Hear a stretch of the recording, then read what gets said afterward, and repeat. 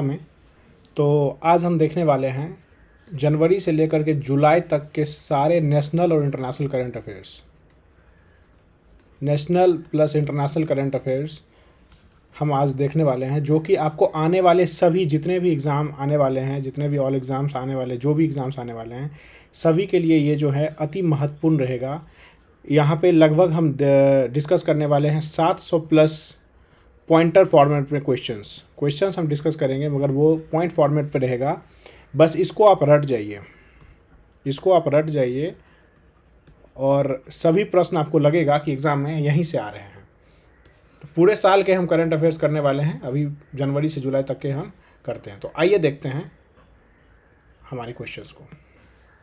India's first open rock museum was inaugurated in Hyderabad in Telangana. The museum showcases 35 different rocks from India. The ages ranges from 3.3 billion to 55 million years. तो open rock India, ये India का जो पहला कुछ भी होता है वो हमारे लिए बहुत महत्वपूर्ण हो जाता है। तो पहला ओपन रॉक म्यूजियम कहाँ खोला गया है? हैदराबाद में खोला गया है।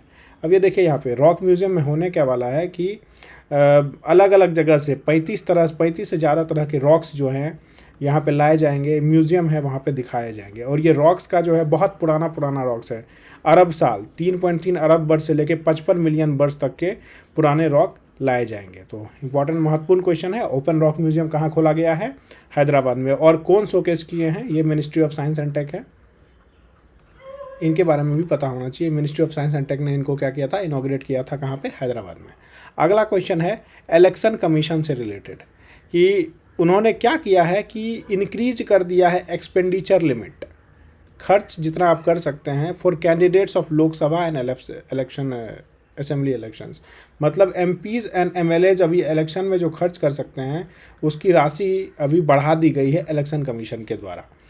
तो ये क्या किया गया है कि लार्ज लोकसभा इलेक्शंस और स्मॉल लोकसभा इलेक्शंस होते हैं। अब देखिए, लोकसभा इलेक्शंस होते हैं तो लार्ज लोकसभा कंस्टिट्यूएंसी और स्मॉल लोकसभा कंस्टिट्यूएंसी होता है। तो लार्ज लोकसभा कंस्टिट्यूएंसी में ये राशि बढ़ा दी गई है, अभी 95 लाख कर दी गई है, और स्मॉल के लिए ये 75 लाख कर दी गई है।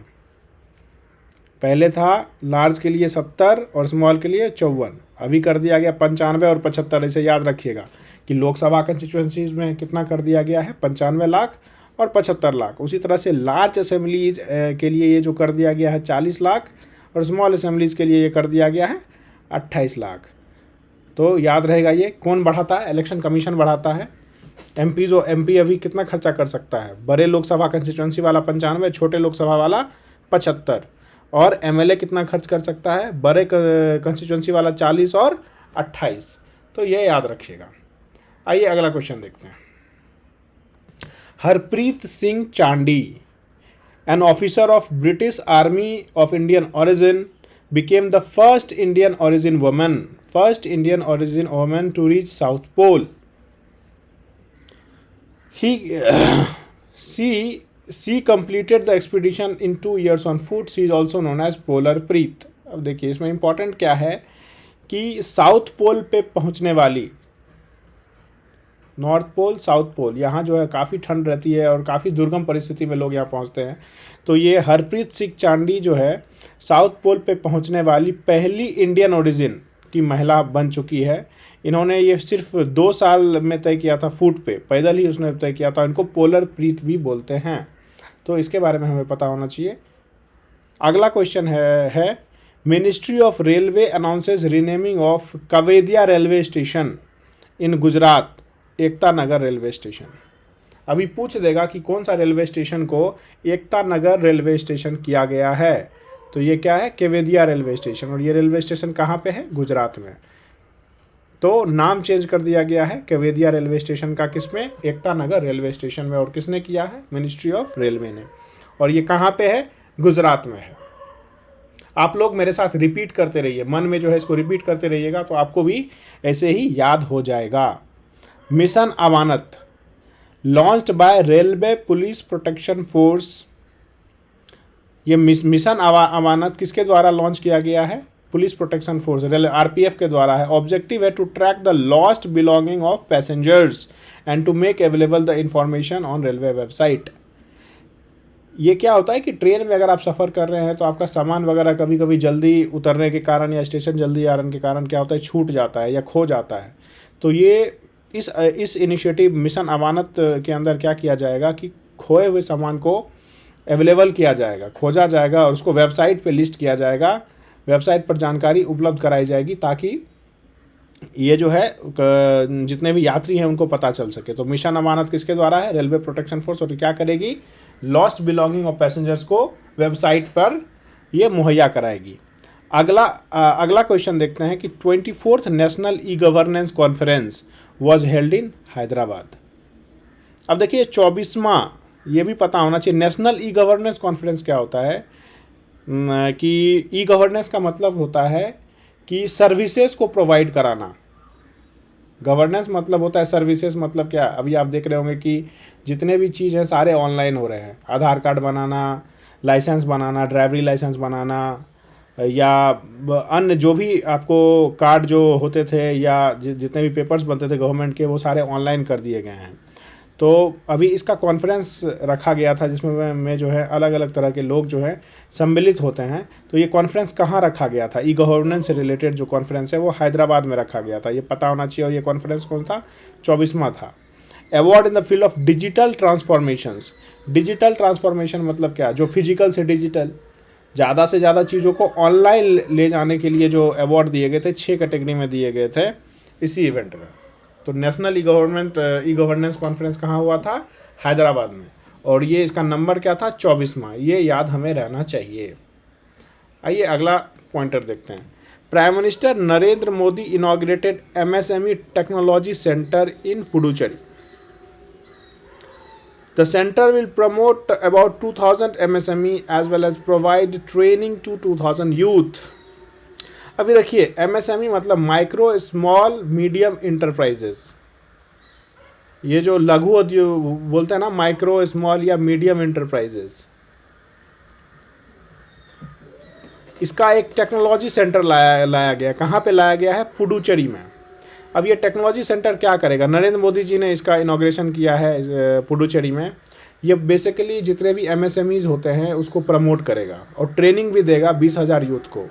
जितने भी युवा हैं उनको ट्रेनिंग दी जाएगी और ज़्यादा से ज़्यादा मैन्युफैक्चरिंग सेक्टर में जो होते हैं ये इंटरप्राइज होते हैं उनको ये क्या करेगी? ज़्यादा से ज़्यादा बढ़ावा देगी। इसीलिए ये टेक्नोलॉजी सेंटर लाया गया है। MSME से रिलेटेड ये सेंटर कहाँ लाया गया है? पुडुचेरी में। National youth festival was held in Puducherry from January. अब यूथ फेस्टिवल भी कहाँ हुआ था? यूथ को ट्रेनिंग भी पुडुचेरी में देंगे और फेस्टिवल भी कहाँ मनाएंगे? पुडुचेरी में ही। अगला है कि इंडिया का first coal to methanol manufacturing plant was set up in Hyderabad. It has been manufactured by Bharat heavy electrical limited. Its capacity 0.25 ton per day. अब देखिए भारत का पहला है ये, इसीलिए इंपॉर्टेंट हो जाता है। क्या करेंगे यहाँ पे? कोयला से मिथनॉल बनाएंगे। जो ये प्लांट लगाया गया ये भी हैदराबाद में हुआ है। प्लांट जो लगाया गया है ये भी कहाँ हुआ है? हैदराबाद में हुआ है। कोयला से मिथनॉल बनाएंगे और मिथनॉल का प्लास्टिक बनाने में, पेंट बनाने में और एज अ फ्यूल, जितने भी व्हीकल वगैरह होते हैं, गाड़ी घोड़ा मोटर होता है, उसमें एज इसको तेल की तरह भी यूज़ करते हैं। और इसका क्या होता है? एनवायरमेंटल पॉल्यूशन कम होता है। इसीलिए हम क्या करेंगे? अभी कोयला से मिथनॉल बनाने वाला जो प्लांट है वो कहाँ पे लगाया गया है? वो फैक्ट्री हैदराबाद में लगाया गया है। और किनके द्वारा लगाया गया है? ये भेल के द्वारा लगाया गया है। और कैपेसिटी है 0.25 टन। इतना टन जो है ये कोयला से मिथनॉल रोज बनाएगा। तो ये हैदराबाद में लगाया गया है, भारत का पहला है। अगला देखते हैं। Kalakumbh was organised by National Gallery of Modern Art in New Delhi. Under this, the story of heroes involved in Indian independence movement were depicted on 750-meter long scroll. अभी देखिए कलाकुंभ। कलाकुंभ मतलब क्या? कोई कला है, वो न्यू दिल्ली में ऑर्गेनाइज किया गया था national Gallery of Modern art के द्वारा। ये कलाकुंभ में क्या करेंगे? एक 750 मीटर का लॉन्ग स्क्रोल बनाया गया। ये देख रहे हैं, लॉन्ग स्क्रोल बनाया गया है जिसमें वैसे स्वतंत्रता सेनानी, जितने भी स्वतंत्रता सेनानी हैं उनकी स्टोरीज से इसको पूरा जो है यहाँ पे, जैसे सावरकर थे, महात्मा गांधी जी थे, या सुभाष चंद्र बोस जी थे, नेहरू जी थे, तो सभी का जो है यहाँ पे एक कला, एक पोस्टर बनाया जाएगा और उनके लाइफ से रिलेटेड स्टोरीज़ को कलाकुंभ में हम दिखाएंगे। तो यह कहाँ ऑर्गेनाइज़ किया गया था? ये न्यू दिल्ली में ऑर्गेनाइज़ किया गया था। तो समझ में आ गया कलाकुंभ। अगला क्वेश्चन देखते हैं कि the union government has announced to celebrate 16 January as the national startup day. ये इंपॉर्टेंट क्वेश्चन है, इंपॉर्टेंट क्वेश्चन है ये कि ये 16 जनवरी को जो है हम क्या मनाएंगे? नेशनल स्टार्टअप डे मनाया जाएगा। अभी 60,000 से ज़्यादा स्टार्टअप हैं भारत में। तो यूनियन मिनिस्ट्री ने क्या बोला है? 16 जनवरी को मनाएगा, नेशनल स्टार्टअप डे मनाएगा। कब? 16 जनवरी को। अभी भारत में कितने स्टार्टअप हैं? लगभग 60,000 से ज़्यादा स्टार्टअप्स हैं।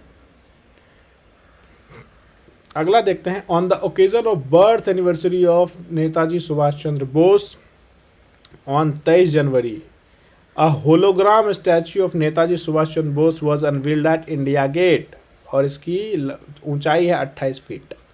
तो क्या किया गया है? अभी 125वां बर्थ एनिवर्सरी हम मना रहे हैं सुभाष चंद्र बोस जी का। एक होलोग्राम स्टैच्यू, देखिए होलोग्राम क्या होता है? 3D इमेज बोलते हैं इसको। ये जो 28 फीट की जो इमेज है, इसके पीछे एक प्रोजेक्टर लगा रहेगा, जो कि इनविजिबल प्रोजेक्टर रहता है। ये प्रोजेक्टर आपको दिखेगा नहीं, एक प्रोजेक्टर रहेगा इसके पीछे, और यहाँ पे थोड़ा 3D इमेज इनका जो है ना, 3D इमेज सुभाष चंद्र बोस जी का देखा जाएगा। याद रखने वाली बात है कि होलोग्राम स्टैच्यू भी कहाँ पे लगाया गया? इंडिया गेट के पास, ये दिल्ली में लगाया गया। और इसकी ऊंचाई कितनी है? 28 फीट। पूछ लेता है एग्जाम में कि कितने फीट का सुभाष चंद्र बोस जी का जो स्टैचू लगाया गया है वो कितने फीट का है। अगला देखते हैं, government of India has decided to merge Amar Jawan Jyoti with Jyoti of National War Memorial. Amar Jawan Jyoti was built in 1972 in the memory of soldiers martyred in Indo-Pak War of 1971. तो अभी क्या किया गया? देखिए, दो ज्योति है, एक अमर जवान ज्योति है मतलब, और एक है नेशनल वॉर मेमोरियल की ज्योति है। बेसिकली क्या हुआ कि इंडो पाक वॉर 1962 में जो मारे गए हमारे जितने भी शहीद हमारे जो सोल्जर्स थे, उनकी याद में एक ज्योति जलाई गई थी। ठीक है, उनके याद में एक ज्योति जलाई गई थी, और इंडो पाक वॉर के बाद भी एक ज्योति जलाई गई थी। तो दिक्कत क्या हुआ, जो पहला अमर जवान ज्योति था, यहाँ पे सोल्जर्स के नाम नहीं थे, सिर्फ ज्योति जला रहे हैं, और सोल्जर्स जो हमारे शहीद सोल्जर्स के नाम नहीं थे।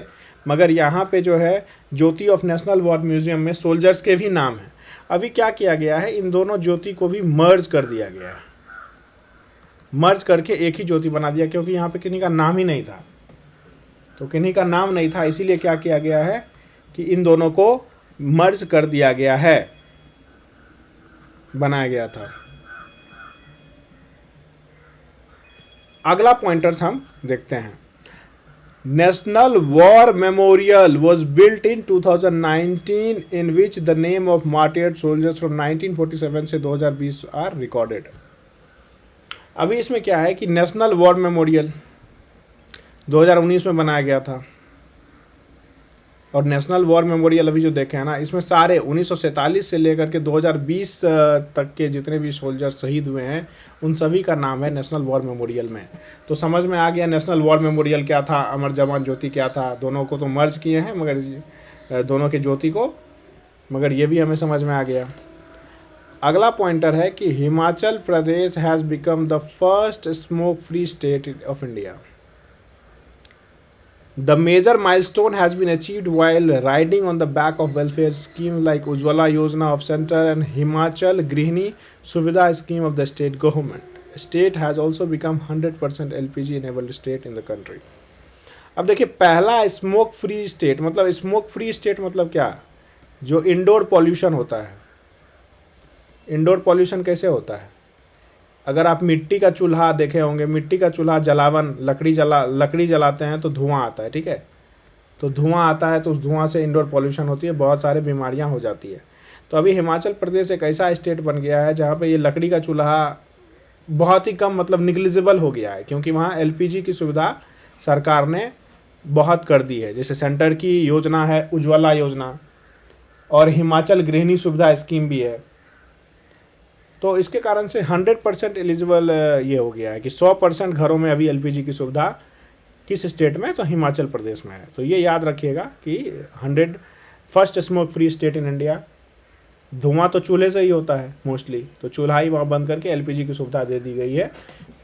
तो ये याद रखना है कि 100% एलपीजी इनेबल्ड स्टेट भी हिमाचल प्रदेश है, और पहला स्मोक फ्री स्टेट भी भारत का कौन सा स्टेट है? हिमाचल प्रदेश है। अगला पॉइंटर देखते हैं। Central government celebrated the birth anniversary of Netaji Subhash Chandra Bose on January 23 as पराक्रम दिवस। This year 125th birth anniversary of Subhash Chandra Bose was celebrated. West Bengal celebrated it as देश नायक दिवस। अब देखिए 125वां बर्थ एनिवर्सरी हुआ है सुभाष चंद्र बोस जी का, तो पराक्रम दिवस के रूप में सेंट्रल गवर्नमेंट इसको मनाई है, पराक्रम दिवस के रूप में। वही वेस्ट बंगाल के थे ये, तो वहाँ पे देश नायक दिवस के रूप में मनाया गया। बस देश का उस दिन का नाम दिया गया है, 125वां बर्थ एनिवर्सरी का 23 जनवरी को बस नाम दिया गया है पराक्रम दिवस और देश नायक दिवस। पराक्रम दिवस किसका है? सेंट्रल गवर्नमेंट का, और देश नायक दिवस किसका है? वेस्ट बंगाल के गवर्नमेंट का। अगला पॉइंटर देखते हैं। On the occasion of Republic Day the central government remove the tune Abide With Me from the Beating Retreat ceremony and included the tune Ae Mere Watan के लोगों। और इनको पोएट प्रदीप के द्वारा लिखा गया था during the Indo China war which was first sung by Lata Mangeshkar in 1963। अब देखिए होता क्या है कि रिपब्लिक डे में जो ट्यून बजते हैं बैकग्राउंड में, आपने देखा होगा कुछ ना कुछ साउंड चलते रहता था। तो पहले ये साउंड था Abide With Me, Beating Retreat ceremony का जो अवॉइड विथ मी था, एक्चुअली ये महात्मा गांधी जी का फेमस था, इसीलिए इसको जो है रिपब्लिक डे पे बैकग्राउंड साउंड में बजाया जाता था। मगर अभी सेंट्रल गवर्नमेंट इस चीज़ को हटा दिया है, बोला कि ये नहीं हम बैकग्राउंड साउंड रखेंगे। बैकग्राउंड साउंड हम क्या रखेंगे? ए मेरे वतन के लोगों। अब ए मेरे वतन के लोगों जो है रिपब्लिक डे का ये बैकग्राउंड साउंड बनने वाला है, मेरे वतन के लोगों। ये इनको जो ए मेरे वतन के लोगों जो लिखा किसके द्वारा गया था? पूछ देगा। पोएट प्रदीप के द्वारा ये लिखा गया था, और ये गाया गया था लता मंगेशकर के द्वारा 1963 में इंडो चाइना वॉर के दौरान। तो समझ में आ गया कि ये बैकग्राउंड साउंड जो होते हैं रिपब्लिक डे के दौरान जो बजाते हैं हम, वो अभी क्या हो गया है? ए मेरे वतन के लोगों से उसको वो चीज़ कर दिया गया है, और अबाइड विथ मी को हटा दिया गया है। अगला पॉइंटर देखते हैं। India first para badminton academy was launched at Lucknow in Uttar Pradesh further improve India performance in 2024 के पारा ओलंपिक में। तो ये कहाँ पे? लखनऊ में शुरू कर दी गई है भारत का पहला पारा बैडमिंटन एकेडमी, जो ये दिव्यांगों के लिए जो बैडमिंटन एकेडमी है भारत का पहला, कहाँ स्टार्ट किया गया? लखनऊ में। ये 2024 जो पैरा ओलंपिक्स होंगे उसमें हमारा उसको सुधार करेगा। अगला है कि ministry of electronics and IT approves setting of India's first graphene innovation centre in Kerala. It will be set up in collaboration with Tata steel limited. अब देखिए ग्राफीन इनोवेशन सेंटर, ये ग्राफीन होता क्या है? ग्राफीन जो है कार्बन का सिंगल लेयर होता है, ठीक है, कार्बन का सिंगल लेयर। एक लेयर अगर कार्बन का ले लेंगे तो ये होता है, इसका काफ़ी यूज़ हो गया है आजकल। ये स्टील से भी ज़्यादा जो है मजबूत होता है, डायमंड से भी ज़्यादा मजबूत होता है। अब देखिए बहुत ही मजबूत सब्सटेंस है ये, और इसका डिफेंस वगैरह में बहुत ही यूज़ होता है, इसीलिए ज़्यादा से ज़्यादा ये जो है ना हम रिसर्च कर रहे हैं। तो भारत का पहला ग्राफीन इनोवेशन सेंटर अभी केरला में आया है, ये पता होना चाहिए। भारत का पहला है तो इम्पॉर्टेंट है ही, हमने ऐसा ही चीज़ों को कवर किया वहाँ। और ये टाटा स्टील लिमिटेड के द्वारा भी जो है, मतलब एक कंपनी टाटा स्टील लिमिटेड के द्वारा ही ये ग्राफीन इनोवेशन सेंटर खोजा जाएगा। इसमें इसके बारे में और खोजा जाएगा कि ये ग्राफीन पे रिसर्च किया जाएगा। ये देखिए यहाँ पे फ़ोटो है इस तरह का, सिंगल लेयर ऑफ कार्बन। और ये किस मिनिस्ट्री के द्वारा किया गया है? Ministry of electronics and IT approve कर दिया है। कहाँ पे किया जाएगा? ये केरला में किया जाएगा। अगला देखते हैं। India's largest electric vehicle charging station, electric vehicle charging station has been constructed at Gurugram in Haryana. It was designed by National Highway of Electric Vehicles for electric vehicles. It has 100 charging points which can charge 576 vehicle in a day. तो भारत का सबसे बड़ा electric vehicle का charging station. अब देखिए भारत या कि दुनिया भर में इलेक्ट्रिक व्हीकल को ज़्यादा से ज़्यादा जोर दिया जा रहा है, तो चार्जिंग स्टेशन भी आएंगी। अभी भारत का सबसे बड़ा इलेक्ट्रिक व्हीकल का चार्जिंग स्टेशन कहाँ पे कंस्ट्रक्ट किया गया है? हरियाणा में। कहाँ पे? गुरुग्राम में। यहाँ पे 100 चार्जिंग पॉइंट्स हैं और एक दिन में 576 गाड़ियों को जो है वाहनों को चार्ज कर सकते हैं हम यहाँ पे। ये कहाँ पे किया जाएगा? भारत का सबसे बड़ा चार्जिंग स्टेशन कहाँ है? गुरुग्राम, हरियाणा में। अगला पॉइंटर देखते हैं। India has decided to convert 150 villages into 12 state into Uttam Grams in collaboration with Israel. अब देखिए, इंडिया और इजराइल मिलके क्या कर रहा है कि 150 गांव को उत्तम ग्राम्स में कन्वर्ट करेगा। Israel has also set up 29 Center of Excellence in 12 states of India. It will help the farmers to adopt innovative technologies in agriculture sector.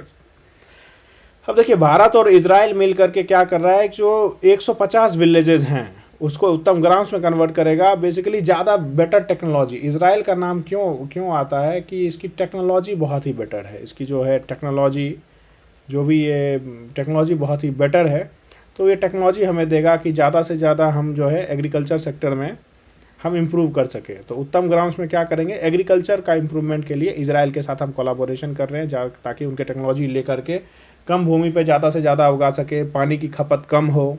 इस कारण से हम इजराइल के साथ कोलैबोरेट किए हैं। तो आ जाएगा, किसके साथ कोलैबोरेट किए हैं? इजराइल के साथ मिलकर ऐसा किया जा रहा है। अगला पॉइंटर देखते हैं कि government of Haryana and Himachal Pradesh signed an agreement for construction of Adibadri dam at Yamuna घर in Haryana. Saraswati river will be renovated through this dam. The dam will get water from Som river in Himachal Pradesh which goes into Yamuna. तो दो government Haryana और हिमाचल प्रदेश मिलकर के construct क्या करेगी? अदिबर्दी dam. अदिबर्दी dam को construct करेगा, निर्माण करने के लिए हस्ताक्षर किया है। कहाँ पे करेगी ये? हरियाणा में ये अदिबर्दी डैम बनाया जाएगा। और इसको पानी कहाँ से मिलेगा? सोम रिवर से, जो कि ट्रिब्यूटरी है किसकी? यमुना नदी की। और इस दौरान सरस्वती रिवर की भी जो है रिनोवेशन होगी। तो पता होना चाहिए अदिबर्दी डैम कौन से दो गवर्नमेंट मिलके कर रहे हैं? हरियाणा और Himachal Pradesh.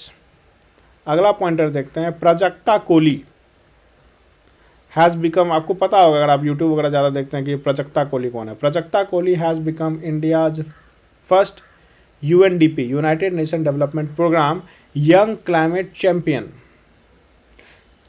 She has made significant contribution in the field of women rights, education, etc. through her YouTube, Instagram, etc. अभी देखिए यूट्यूबर वगैरह ज़्यादा फेमस हो रहे हैं। तो प्राजक्ता कोली को जो है भारत का पहला UNDP क्लाइमेट चैंपियन बन गई है ये। क्यों इनका कंट्रीब्यूशन काफ़ी रहा है वुमेन राइट से लेकर के कि महिलाओं का अधिकार, एजुकेशन से रिलेटेड ये काफ़ी काम की है, अपना यूट्यूब अवेयरनेस फैलाती है। इसीलिए UNDP ये भारत की है प्राजक्ता कोली। तो इसको क्या दिया है? पूछ सकता है आपको, किनको दिया है? UNDP की क्लाइमेट यंग क्लाइमेट चैंपियन जो है, इसको भारत का पहला जो है इसको बनाया गया है। इंडिया की पहली UNDP यंग क्लाइमेट चैंपियन बनी है, क्योंकि इन्होंने काफ़ी काम किया है अपना यूट्यूब और इंस्टाग्राम के थ्रू वुमेन राइट्स से रिलेटेड। अगला पॉइंटर देखते हैं कि डिस्ट्रिक्ट गुड गवर्नेंस इंडेक्स। अब गुड गवर्नेंस इंडेक्स वो भी डिस्ट्रिक्ट का, ये इशू किया गया था 20 districts of Jammu and Kashmir, issued for the first time in India by Union Home Minister Amit Shah ji. पहला फर्स्ट प्लेस जम्मू को मिला है, सेकंड दोदा को मिला है।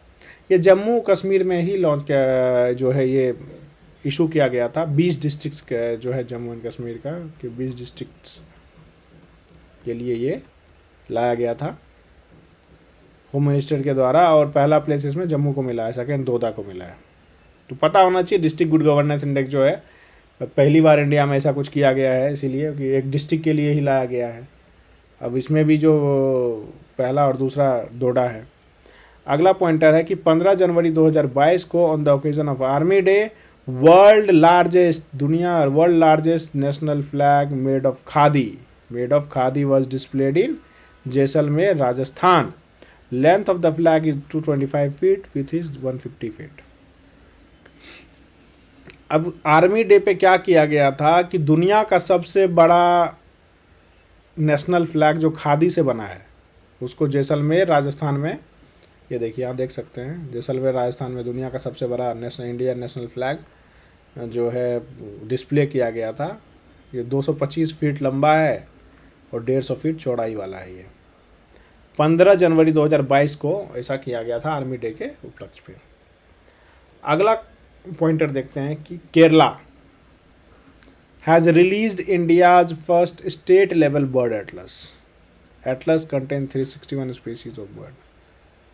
केरला जो है अभी इंडिया का पहला स्टेट लेवल बर्ड एटलस जो है रिलीज़ किया है, और ये एटलस में है 361 species of birds. Bird Atlas पूछ देगा किसने रिलीज़ किया है, वो भी स्टेट लेवल केरला ने। 361 है पक्षी की प्रजातियाँ, पक्षियों की प्रजातियाँ हैं इसमें। अगला है ministry of state for culture. कौन है पूछ लेता है कभी कभी, आपको मिनिस्ट्री दे देगा, पूछ देगा कौन है। Ministry of state for culture है। Meenakshi Lekhi launched North East on Wheels campaign in New Delhi to promote the culture of northeastern state. Under this, 75 bikers participating in these expeditions will be selected from all over the country and will cover about 9,000 kilometers in the northeast region in 6 group. ये north East on wheel campaign जो है basically north east के cultures को ज़्यादा से ज़्यादा बढ़ावा देने के लिए ये किया जा रहा है। इसमें क्या करेंगे हम, नॉर्थ ईस्ट ऑन व्हील जो है इस कैंपेन में 75 बाइकर्स को सेलेक्ट किया गया है देश भर से, और वो कवर करेंगे 9,000 किलोमीटर। बेसिकली 9,000 किलोमीटर की दूरी वो नॉर्थ ईस्टर्न रीजन में 6 ग्रुप बनाए जाएंगे उनके 75 लोगों के, और वो जो है प्रमोट करेंगे। तो north East on wheels basically क्या है कि नॉर्थ ईस्ट जो है उनकी जो कल्चर है धीरे धीरे मर रही है, इसीलिए उनको ज़्यादा से ज़्यादा प्रमोट करने की ज़रूरत है। तो इस तरह के इनिशिएटिव जो है कल्चर मिनिस्ट्री जो है लेकर के आई है। अगला देखते हैं, the Haryana government has announced the setting up of country's first heli hub in Gurugram. In this hub helicopters will have all the facilities at one place. तो हेली हब लाया जा रहा है, मतलब कंट्री का, देश का पहला है ये हेली हब। कहाँ पे ला रहे हैं, गुरुग्राम हरियाणा में ला रहे हैं। यहाँ हेलीकॉप्टर से रिलेटेड जो भी चीज़ है सब कुछ आपको मिल जाएगा। हेलीकॉप्टर्स को सारे फैसिलिटीज़, मतलब क्या क्या इश्यूज आते हैं उसको कैसे ठीक करना, या बाकी जो भी फैसिलिटीज़ लगते हैं हेली हब में ही, जो कहाँ लाया जा रहा है, हरियाणा में लाया जा रहा है। हरियाणा गवर्नमेंट लेके आ रही है देश का पहला, कंट्री का पहला, एक ही जगह पे सारी सुविधाएं उपलब्ध होगी। अगला पॉइंटर है, after the launch of battery operated boats in Kochi, it has become the first city in India to have a hydrometer project. The project is name Muziris. पूछ देगा ये मुजरिस क्या है, तो मुजरिस क्या है कि हाइड्रोमीटर प्रोजेक्ट है। बेसिकली ये केरला का ही प्रोजेक्ट है। केरला में जो है बैटरी ऑपरेटेड बोट्स, अब ये बोट्स जो है बैटरी से चलने वाली बोट्स है। पहले तो पेट्रोल डीजल से चलते हैं, अब इलेक्ट्रिक बोट्स वगैरह भी आ रही है। तो इलेक्ट्रिक बोट सबसे पहले कहाँ आया था, केरला में ही आया था। पहला सिटी है, इसीलिए इसको प्रोजेक्ट का नाम दिया है मुजरिस। अगला पॉइंटर देखते हैं, Prime Minister Narendra Modi has announced to celebrate December 26 as Veer बाल Diwas. The day will be celebrated to pay homage to 4 sons of Guru Gobind Singh. तो 26 जनवरी को वीर बाल दिवस मनाया जाएगा। क्यों मनाया जाएगा, क्योंकि बेसिकली 4 पुत्रों को, इनके जो गुरु गोविंद सिंह जो थे, ये सिख के जो गुरु थे, सिख के शायद 10वें गुरु थे, 10th गुरु जो थे गुरु गोविंद सिंह, उनके बेटों को औरंगजेब ने जिंदा दफना दिया था। मुगल्स ने जिंदा दफना दिया था। उनको श्रद्धांजलि देने के लिए नरेंद्र मोदी जी ने अभी 26 दिसंबर को वीर बाल दिवस की घोषणा कर दी गई है इसके लिए। तो 26 दिसंबर को वीर बाल दिवस क्यों, pays homage to the 4 sons of Guru Gobind Singh. अगला पॉइंटर है, Khadi and village industry commissions launched India first mobile honey processing van in Ghaziabad. Quality of honey will also be tested in the by processing it in van. अब क्या, चलती फिरती एक van है जो KVIC khadi ये जो कमीशन है गाजियाबाद में हनी प्रोसेस करेगी। यहाँ मान लीजिए हनी कहीं से मधु हम कलेक्ट किए, इस वैन में ही हम क्या करेंगे, प्रोसेस करके उसका क्वालिटी बता देंगे कि अच्छा है, खच्चा है, ख़राब है या कितना अच्छा है। तो ये कहाँ पे आया है, हनी प्रोसेसिंग वैन यूपी में ही आया है। कहाँ पे, गाजियाबाद में। और कौन सी लेके आई है इसको, KVIC, khadi and village industry commission इसको लेकर के आई है। ये भारत का पहला है ये मोबाइल हनी। मोबाइल मतलब क्या, मूव करता रहेगा, ये जगह जगह पर जाता रहेगा और वहाँ पे हनी प्रोसेस करके बताएगा। इसको लॉन्च कहाँ किया गया है, गाजियाबाद में किया गया है।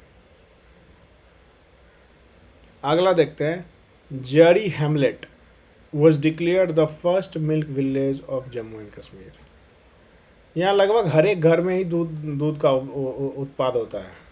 ये जरी हेमलेट एक गाँव है, इसको मिल्क विलेज बना दिया गया है जम्मू एंड कश्मीर का, क्योंकि लगभग हर एक घर में यहाँ पे दूध का उत्पादन होता है। अगला पॉइंटर है, Indian council of medical research has approved a kit that will be used to detect Omicron. The kit is manufactured by Tata Medicals and Diagnostics and is named Omnisure. अभी ICMR ने क्या किया, approve कर दिया है। Basically ये Covid का ही एक वेरिएंट है ओमिक्रॉन, इसको अप्रूव कर दिया है। मैन्युफैक्चर्ड किया जाएगा टाटा मेडिकल एंड डायग्नोस्टिक्स से, उसका नाम है ओमिश्योर। ओमिक्रॉन को डिटेक्ट करने के लिए जो किट लाया गया उसका नाम है ओमिश्योर। किनके द्वारा लाया गया, ये भी इम्पोर्टेंट होता है कि ओमिश्योर लाया किसके द्वारा गया है। ये देखिए, ये टाटा मेडिकल और डायग्नोस्टिक्स के द्वारा ये लाया गया है ओमिश्योर। ओमिक्रॉन को डिटेक्ट करेगा, तो इसको अप्रूवल चाहिए किससे, ICMR से, इसीलिए इसको अप्रूवल मिल गया है।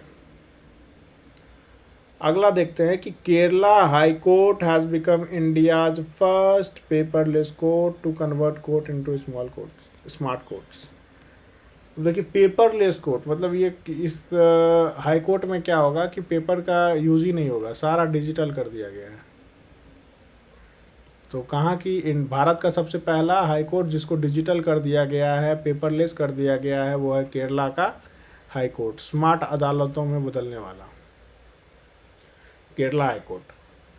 अगला है कि Ganjam district of Orissa has been declared as India's first child marriage free district under the Nirbhaya Kadhi campaign.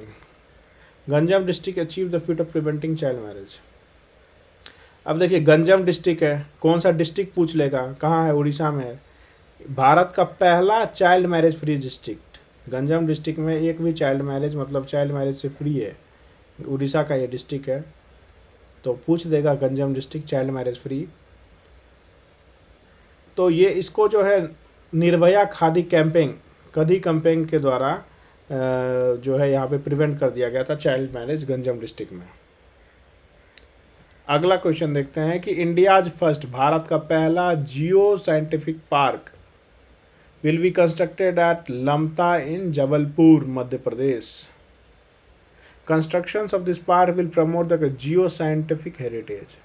अब देखिए, जियो मतलब क्या होता है, अर्थ से रिलेटेड, मतलब भारत अर्थ से रिलेटेड मतलब अर्थ के अंदर में जो भी चीज़ रहती हैं, रॉक्स हो गया, वॉल्केनो हो गया, मैग्मा वगैरह के साथ साथ जितने भी चीज़ निकलते हैं जियो से रिलेटेड। तो भारत का पहला जियो साइंटिफिक पार्क कहाँ, जबलपुर में बनाया जा रहा है। जबलपुर, लमता इन जबलपुर में बनाया जा रहा है। तो ज़्यादा से ज़्यादा इसके जो हेरिटेज है, कहीं ना कहीं पत्थर वगैरह जो है धरती के अंदर से निकले हुए हैं, उसको क्या करेगा, ये प्रमोट करेगा। तो MP में ये बनाया जा रहा है। अगला है कि मनु बदी प्रोग्राम। ये प्रोग्राम किसका है, तेलंगाना गवर्नमेंट का है। इसका ऑब्जेक्टिव क्या है, infrastructure will be created in school so as to increase the quality of education. ये जो है मनु बद्दू प्रोग्राम, ये किसका है, बदी प्रोग्राम। बेसिकली ये तेलंगाना गवर्नमेंट का है। एजुकेशन सेक्टर में इंफ्रास्ट्रक्चर क्रिएट करने के लिए शिक्षा की गुणवत्ता बढ़ाई जाएगी, इसके द्वारा बुनियादी ढांचा को तैयार करना है। अगला पॉइंटर देखते हैं कि NEAT 3.0 national education alliance for technology was launched by union ministry of education. Under this the use of best technology solution developed in the field of education will be encouraged among the students, ability of youth to learn and think. अब NEAT के programme में क्या करेंगे, ये NEET जो है basically education को बढ़ावा देना यूथ में, किसको लेकर के, नए टेक्नोलॉजी जो डेवलप किए हैं, अभी मान लीजिए ये नई टेक्नोलॉजी है जो डेवलप की है, ज़्यादा से ज़्यादा यूथ दिमाग अपना तेज़ कर पाएंगे या ज़्यादा से ज़्यादा सीख पाएंगे। जैसे मान लीजिए जूम पे लेसन्स होते हैं, या टैबलेट कोर्स, या जो भी चीज़ है, मान लीजिए ऑनलाइन भी पढ़ाई कर सकते हैं आजकल। गवर्नमेंट के भी बहुत बहुत सारे इनिशिएटिव है। तो ज़्यादा से ज़्यादा एजुकेशन और टेक्नोलॉजी को मिलाने के लिए नीट 3.0 पूछ देगा आपको ये किसी से रिलेटेड है, मिनिस्ट्री ऑफ एजुकेशन ने लॉन्च किया है इसको। अगला है क्वेश्चन कि the Gujarat high court became the first state in India to launch the justice clock.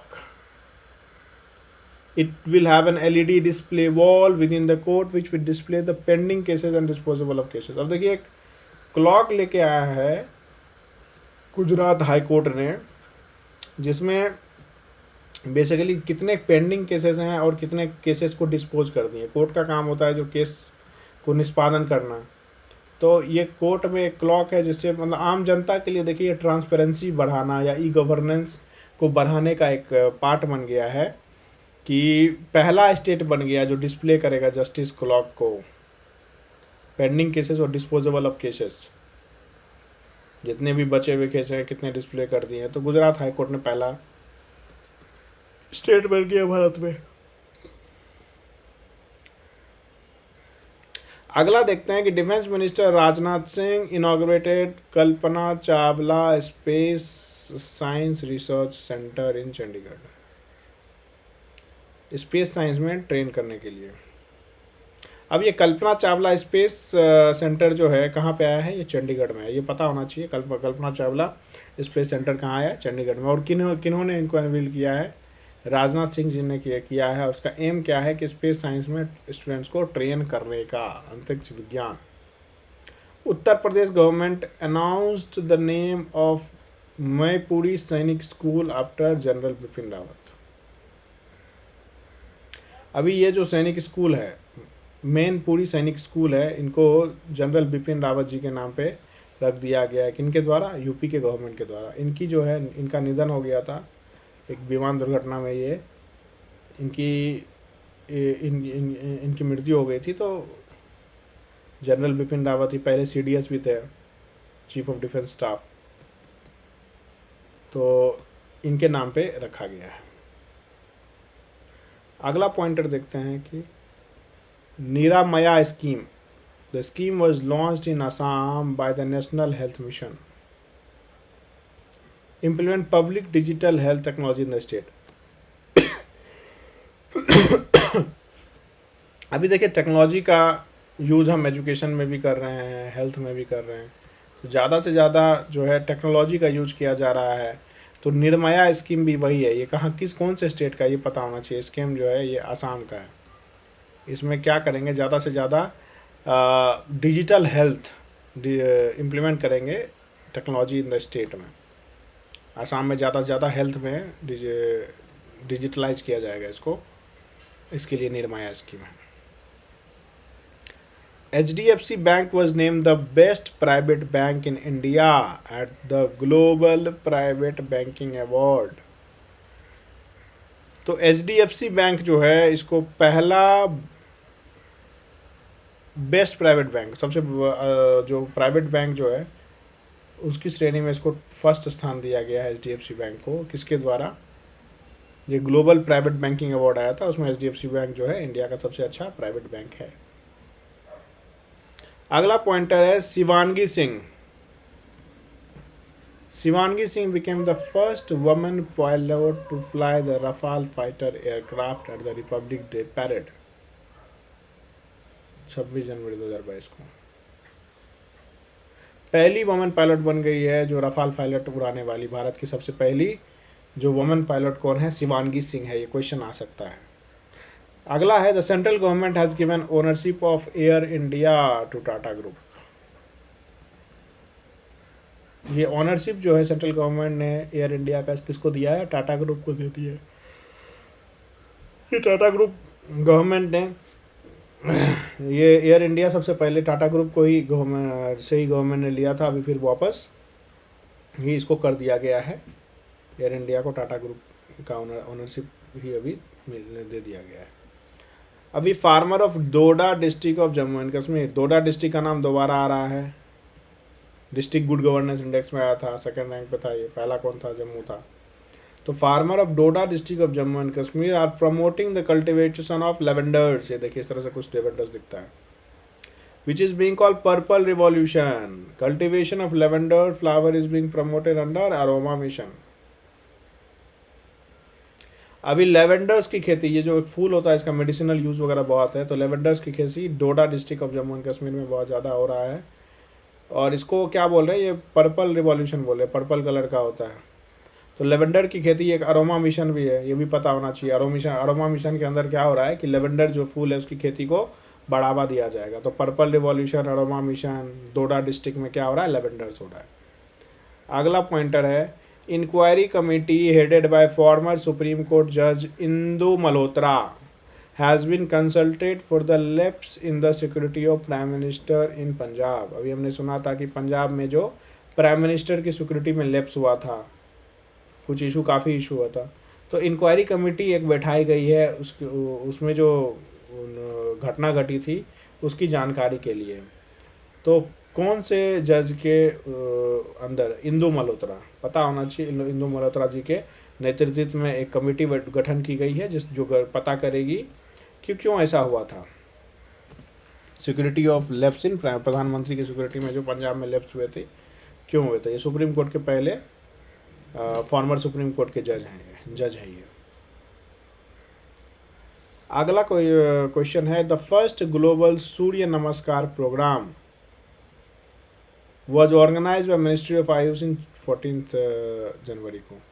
पहला ग्लोबल है मतलब क्या, all over the world level, लगभग 75 लाख लोग इसमें पार्टिसिपेट किए थे इस सूर्य नमस्कार प्रोग्राम में। ये मिनिस्ट्री ऑफ आयुष के द्वारा ये जो है ऑर्गेनाइज की गई थी, organised by ministry of AYUSH. ये सूर्य नमस्कार प्रोग्राम, सूर्य नमस्कार करते हैं बेसिकली। ये सूर्य जो है, sun, it is the source of all energy. दुनिया में जितनी भी एनर्जी है सबका सोर्स तो सूर्य ही है, और ये विटामिन डी के जो है सिर्फ सूर्य से ही हमें मिलता है। अगला देखते हैं कि farmer Goa chief minister Pratap Singh Rane has been given the status of a lifelong cabinet minister in the State Council of Ministers. Pratap Singh Rane 11 type MLA in the Goa, longest serving MLA है ये। Also the record for having served as the chief minister of state 6 terms के लिए, a little less than 16 years between 1918 and 2007। तो ये पता होना चाहिए कि किनको जो है अभी एक लाइफ लॉन्ग कैबिनेट मिनिस्टर का जो है स्टेटस मिला है। तो ये फॉर्मर गोवा चीफ मिनिस्टर हैं प्रताप सिंह राणे, उनको जो है ये स्टेटस दिया गया है, दर्जा दिया गया है। 11 बार MLA रहे हैं और 6 टर्म्स के लिए ये CM भी रहे हैं। प्रताप सिंह राणे को life long status of cabinet minister दिया गया है। अगला पॉइंटर है, 9th edition of North East Festival was held in Guwahati 7 से 9 जनवरी 2022 को। It aims to promote tourism and investment in Northeast state. This year theme was connecting people, connecting lives. अब देखिए north east festival जो है मनाया जाता है, हर साल मनाया जाता है कि ये टूरिज़म और इन्वेस्टमेंट जो है, नॉर्थ ईस्ट रीजन जो है काफ़ी पिछड़ा रीजन है और इसका कल्चर और टूरिज़म को बढ़ावा देने के लिए ये फेस्टिवल लाया जाता है। तो 9वां एडिशन इसका नॉर्थ ईस्ट फेस्टिवल का था। कहाँ पे लाया गया हुआ था, ये गुवाहाटी में हुआ था, 9वां edition of north east festival. और इसका थीम क्या था, connecting people, connecting life. So ये सारा इन्फॉर्मेशन आपको पता होना चाहिए। गुवाहाटी में नॉर्थ ईस्ट फेस्टिवल लाया गया था। इन्वेस्टमेंट यहाँ ज़्यादा से ज़्यादा करिए, आपको रिटर्न्स मिलेंगे, सरकार बहुत छूट देती है यहाँ इन्वेस्ट करने वालों को। अगला पॉइंटर है Cirium, a provider of aviation statics to the travel, finance, aerospace and aviation industry has placed Chennai airport holds the 8th rank in the world on-time efficiency amongst large international airport for 2021. It is the only airport in India to be listed in top 10. The first place was backed by Miami Airport in United States. अब देखिए Chennai airport जो है 8वां स्थान मिला है Chennai airport को on time efficiency, मतलब समय पे जो मान लीजिए एयरक्राफ्ट वगैरह डिले वगैरह बहुत कम होता है यहाँ पे, तो इसको जो है 8वां स्थान में मिला है। और ये ऑर्गेनाइजेशन जो दिया है सीरियम है, एविएशन स्टैटिक्स, मतलब हवाई से ही रिलेटेड ये डाटाज वगैरह कलेक्ट करके एनालाइज करती है। तो मियामी एयरपोर्ट सबसे ऑन टाइम एफिशिएंसी इसका काफ़ी ज़्यादा है, मियामी का टॉप पे है। तो अगला हम देखते हैं कि India highest football stadium was built in ले, इट्स हाइट इज़ 11,000 फीट। अब भारत का सबसे ऊंचा फुटबॉल स्टेडियम ले में बनाया गया है और उसकी जो ऊंचाई है 11,000 फीट है। 11,000 फीट पे जो है इसकी ऊंचाई है। अगला है कि Kumbalangi village in Cochin became the India's first sanitary napkin free villages under Avalkayi initiative. ये सैनिटरी नैपकिन फ्री विलेज बन गई है, पहला गांव जो है ये कुंभलंगी विलेज जो है बन गया है। सैनिटरी नैपकिन यहाँ पे ऐसा गांव है जो पहला गांव है जो सैनिटरी नैपकिन यूज़ नहीं होती है, अवलकेई इनिशिएटिव के अंदर। अगला है ministry of state for culture Meenakshi Lekhi released a pictorial comic book titled India's women unsung heroes to pay tribute to the women freedom fighters.